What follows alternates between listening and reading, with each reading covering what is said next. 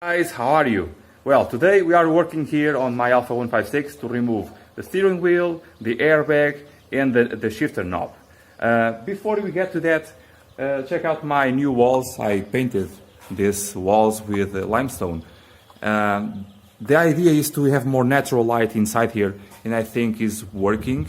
I think so. I have here this light. It is not professional, okay, and sometimes it interferes with the frame rate, but it is what it is.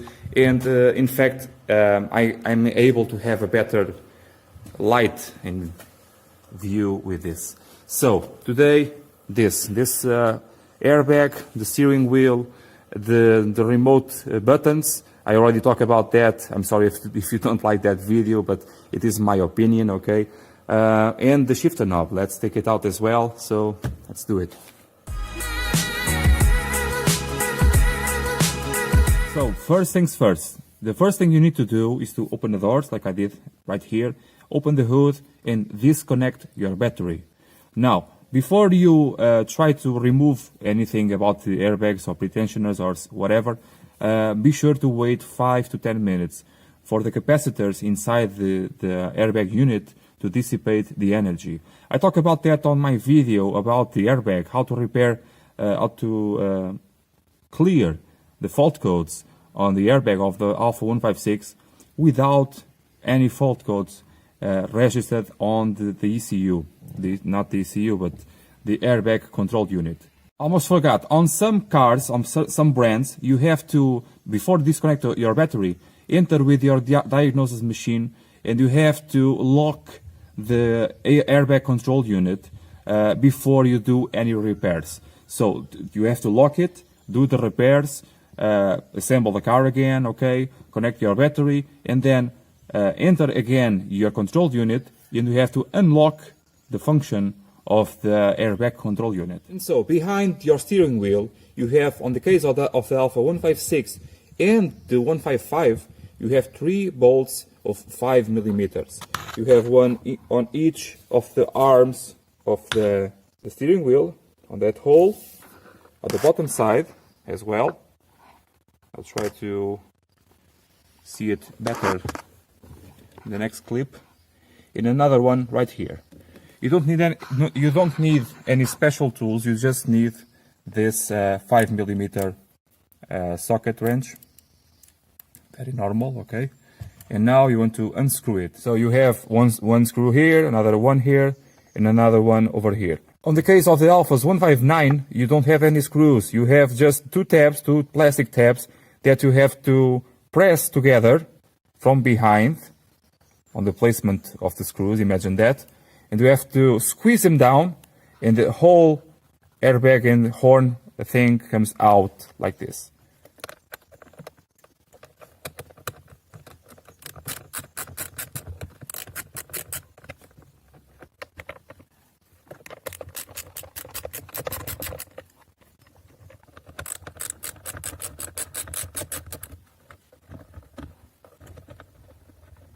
So at this point, don't be scared, okay? Everything is going to be okay. You just have to remember, these are wires and wires are sensitive. So on the airbag, on every airbag and pretensioner, you always have a safety on the plug. In this case, the safety is always a different color from the rest of the plug. And what you have to do is to take out the safety. Normally they recommend a plastic tool, but look, I'm doing this since 2007 so far, and I always use, okay, this is not a great advice, okay, don't do what I do. You always use a screwdriver, normal screwdriver, and so far, none of them have burst on my face. So do as it is recommended, and with the plastic tool, take out the safety and the plug.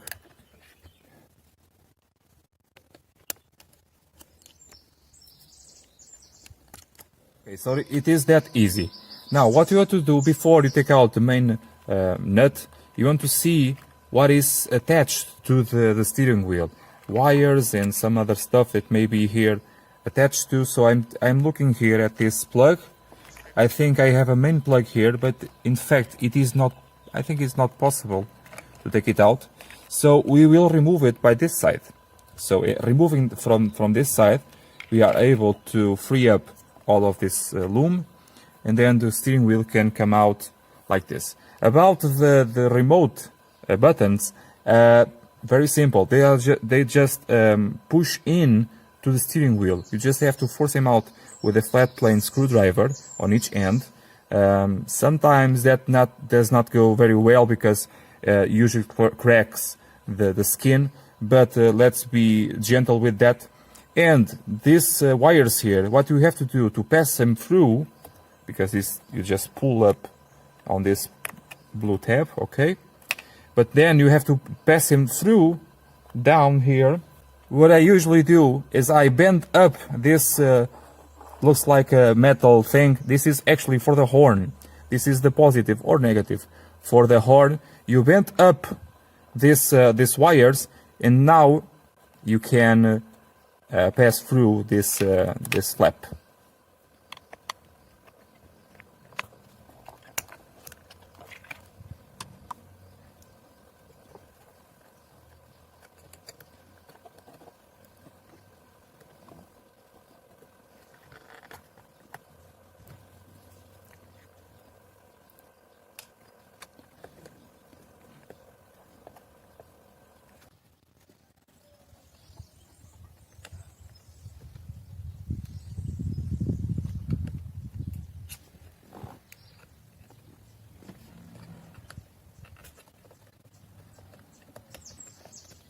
So, like I told you on the door panels, in order to remove this part, you have to pry it out by the interior plastic. This black color plastic is the one that holds down to the steering wheel via these tabs here on those two holes.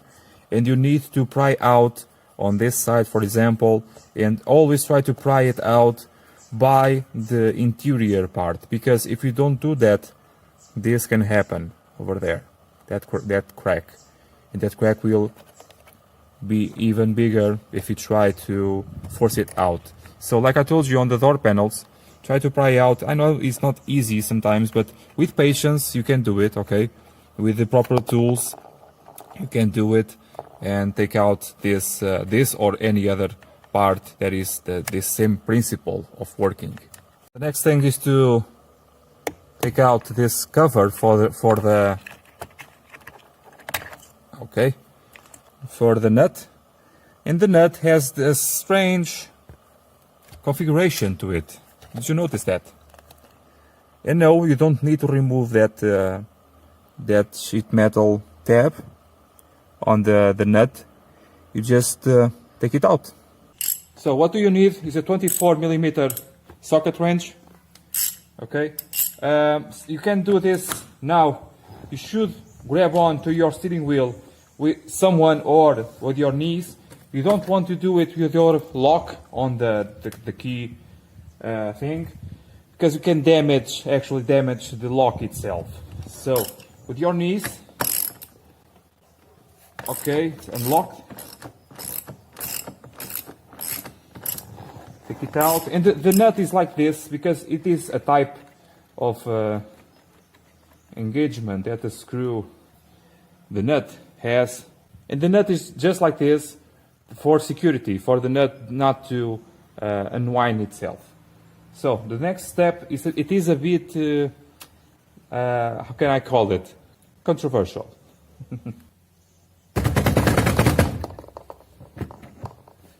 So, how awful was that? Well, that's annoying. Okay, on today's cars, the steering wheel does not have any holes or screw threading in order to pull out the steering wheel. This is, well, not the only way, but this is one of the best ways to remove your steering wheel. Another thing that I'm thinking here, every time you have an accident where the airbag explodes, it is mandatory to replace your steering wheel. And why is that? It is about comfort. So you may not notice, but when you have a crash, your steering wheel actually bends. And when you are driving, your left arm, for example, may be more extended than your right one. and after a few hours of driving you will be very tired and your back may be sore. That is because the steering wheel is no longer perfect, is no longer straight, is bent. So if you have an accident or know a car that has an accident, be sure to check out if the steering wheel is truly straight. If it is not, replace it. So before removing the steering wheel, make sure the steering is straight, the wheels are straight as well, and now you can take out the steering wheel and make sure for the wiring loom to pass through the hole without problems. Sometimes the hole is too small and you have to pass one at a time the plugs or the wires in order to not damage anything, okay? And now make sure this part back here does not spin. It is important it is the same position as it was when you are to remove the steering wheel. So one, and now the second one, and I am already seeing the spring has come off, but I think there is no problem. I think I can put it in place. If I cannot, I have to buy a new part. But okay, it is kind of broken. Okay, let's see what we can do. Now I will send my steering wheel to be refurbished, as well as my gear shift knob. How do I remove this without heat? Imagine you don't have a power source or you don't have heat at all. To remove this, I have a technique that is a bit is like the steering wheel. It is a bit controversial. So if you are big like me, this is not easy to do, but this is the way that I do it. I push back my seats. I put the car in fourth gear. You sit in the middle like this, and you grab hold of your knob like this and like this, okay? One hand on top of the other. As you are pulling towards you, I'm doing this on fourth gear, so I have an angle towards me. So grab on to the ball like this, to the knob, and you have a spring that does this movement that you have to have in mind that can fly out. So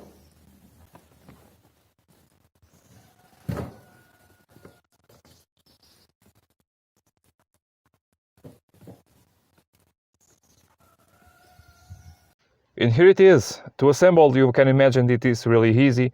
I explain you how to disassemble, I think it's easy to you to understand how it is to assemble. Now the quality of the steering wheel of this leather wrap, I think is very, very, very good, very comfortable as well. I have here the original smooth leather, as well as the perforated one, okay?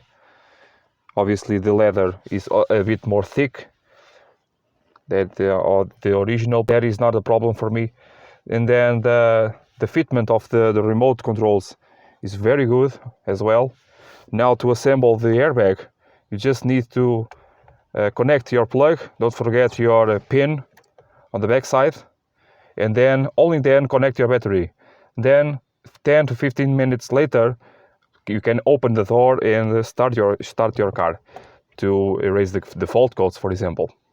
And that's it, guys. I want to give a big thank you to the company here in Portugal, Atelier, Estofos e Restauro, here in Portugal, who did this job for me. This is not a sponsored video, okay?